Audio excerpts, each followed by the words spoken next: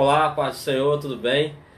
Segundo vídeo de hoje, porque me deu essa vontade de falar sobre o assunto, porque no vídeo falando sobre dons ministeriais, nós entramos aqui em alguns assuntos e acabamos falando sobre a questão de Júnia ser reconhecida como apóstola pela igreja primitiva, e a citação de Eusébio de Cesareia.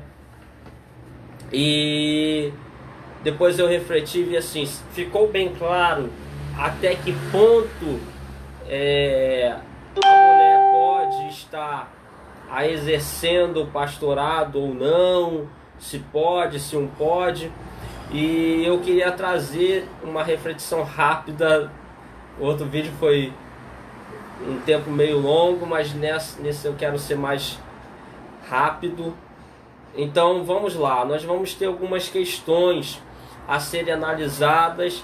Nós vamos ter que olhar a questão da criação, nós vamos ter que olhar a questão, sem dúvida, em primeiro lugar a Bíblia, mas a criação, nós vamos olhar a história da igreja. E eu citei no outro vídeo o caso de Júnia, ou Júnias, que era reconhecida como apóstola no sentido extensivo do termo, apóstola missionária, junto com seu esposo Andrônico. Quando nós vamos falar sobre isso, nós estamos vendo que, como foi citado lá no outro vídeo, que as mulheres acompanhavam, auxiliavam os seus esposos. Nós vamos ver que a mulher de Pedro acompanhava ele, mas ela não tem uma designação de um dom ministerial e, vamos dizer assim, de um cargo ministerial. Mas a mulher de Andrônico, sim, no caso Júnia. Quando nós vamos olhar isso tudo, primeiro fato que nós vamos aqui perceber, e aquele que concorda ou não concorda com o ministério pastoral, todo mundo vai acabar, ou quase todo mundo, melhor dizendo, concordando que essa história de que a esposa do pastor é pastora, isso não tem nenhuma base bíblica, e isso não tem nenhuma base na história da igreja primitiva. Então, quando nós olhamos essa situação de que a esposa do pastor é pastora, porque os dois são uma só carne, gente, isso não tem nada a ver. Os dois serem uma só carne fala da unidade do casal, da cumplicidade, da união, não de coisas espirituais, porque senão era simplesmente um se converte ao cristianismo, um crê em Jesus e o outro é salvo a reboque, como o carioca fala, vai na aba, entendeu? Um é arrebatado e o outro vai segurando no pé agarrado. Então as coisas espirituais não são assim. Então dons não passam de marido para mulher e vice-versa, chamada ministerial não passa de um para outro, e a gente vai perceber essa situação. Então não tem base bíblica e histórica na igreja primitiva que a esposa do pastor necessariamente tem que ser pastora. Então isso não existe, essa base. E como já mostramos aqui, a questão de uma só carne fala da unidade, cumplicidade, união do casal, e não de questões espirituais, né? Então nós vamos chegar nessa questão. Agora, o que a Bíblia vai dizer sobre a mulher poder exercer ou não o pastorado feminino? As pessoas que defendem vão ter argumentos, as que são contra vão ter outros argumentos. Eu vou colocar aqui de uma forma imparcial nesse primeiro momento e depois eu vou explicar a minha posição. As pessoas que defendem o pastorado feminino às vezes usam os argumentos que na realidade são tiro no pé. Por exemplo, Débora, primeiro que Débora era a antiga aliança, não existia igreja. Igreja é nova aliança. Então Débora era juíza. Débora tinha uma função muito mais política do que uma questão espiritual. Então Débora é um péssimo exemplo para se defender o pastorado feminino. Você vai ter mulheres exercendo funções na igreja, como Febe e outras que eram como mais diaconisas. E você vai ter o grande exemplo de apoio para o pastorado feminino. Você vai ter, como eu já falei, Júnia, que era reconhecida como apóstola missionária junto ao seu esposo, e você vai ter Priscila e Áquila, esposo de Priscila. Eles dirigiram igrejas locais, supervisionados por Paulo, mas dirigiram. Então você vai ter uma situação que você vai ver dentro da Bíblia, dentro da história da igreja, mulheres exercendo funções de liderança. Como eu citei no outro vídeo, o que acontece? Tem nas catacumbas de Roma desenhos sobre mulheres ensinando. Então existe o desenho dos cultos, e tinha os homens ensinando, mas há desenhos de mulheres também ensinando. Então você tem isso no século II. O que vai acontecer? Você vai ter um texto que é muito usado para os que se opõem ao pastorado feminino, que é 1 Timóteo, primeira carta a Timóteo, capítulo 2, versículos 9 ao 14.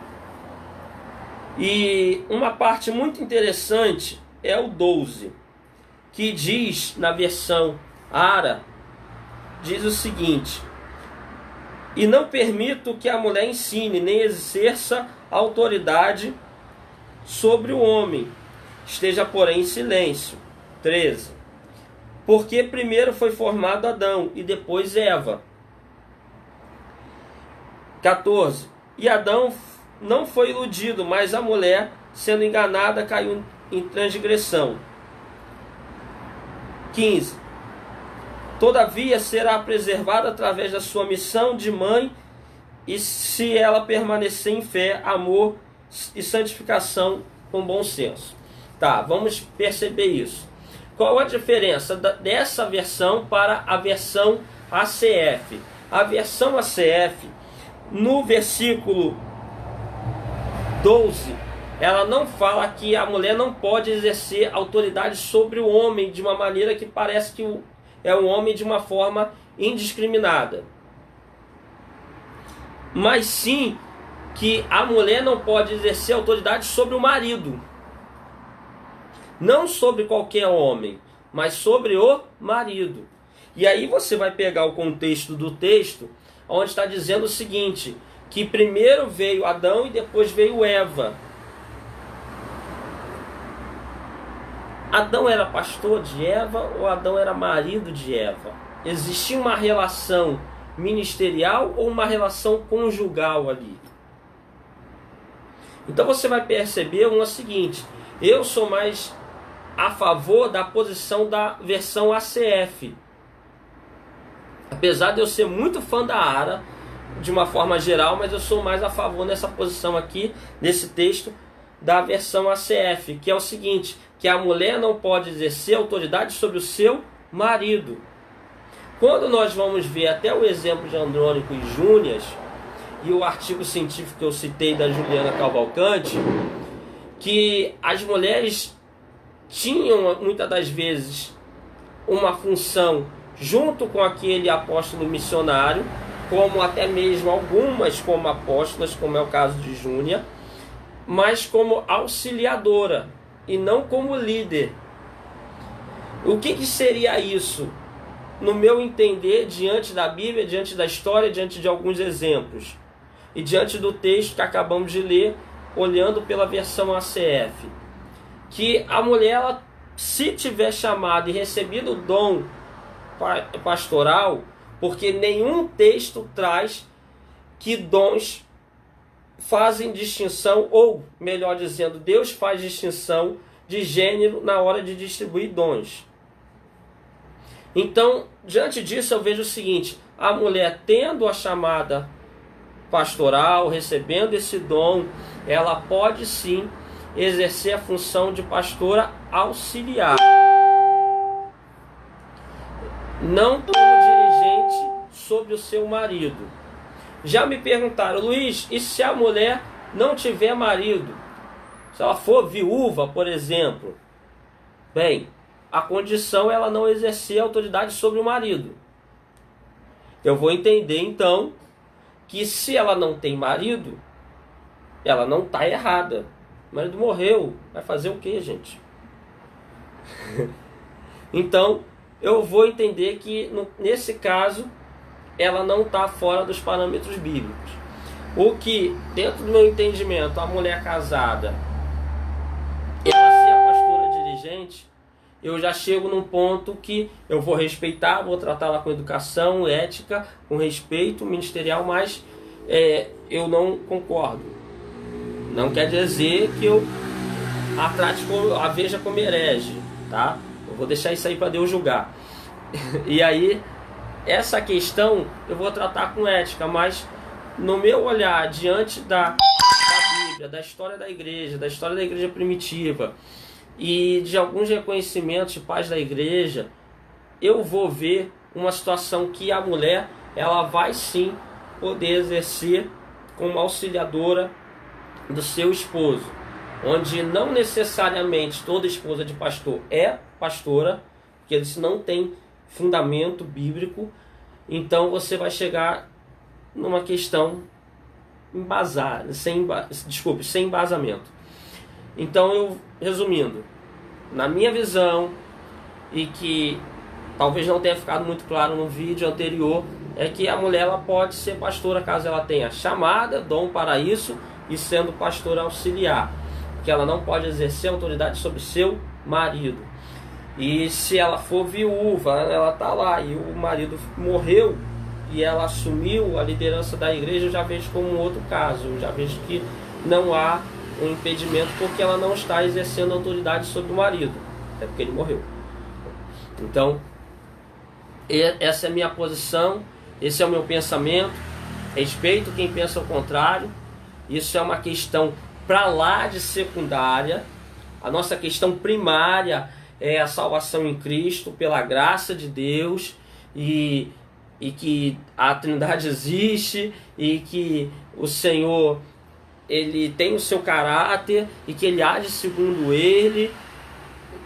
esse caráter, e que Deus tem esses pilares para nossa fé cristã. E a gente vai ter algumas questões secundárias dentro dos pensamentos teológicos, denominacionais, e que tem o seu valor em ser debatido, em ter uma reflexão, mas eu não creio que você ter uma posição a favor, contrária, ou eu vou até colocar aqui a minha posição no meio termo, então dentro de alguns princípios, isso vai fazer você ir ou não para o céu, então, ou deixar de ser cristão ou não.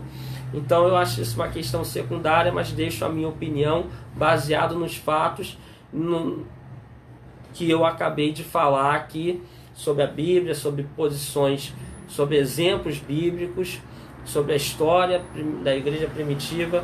Então espero ter trago uma luz e que você reflita do seu modo, do que você entender dentro do seu estudo, e que nós continuemos caminhando juntos, mesmo com toda e qualquer diferença de opinião.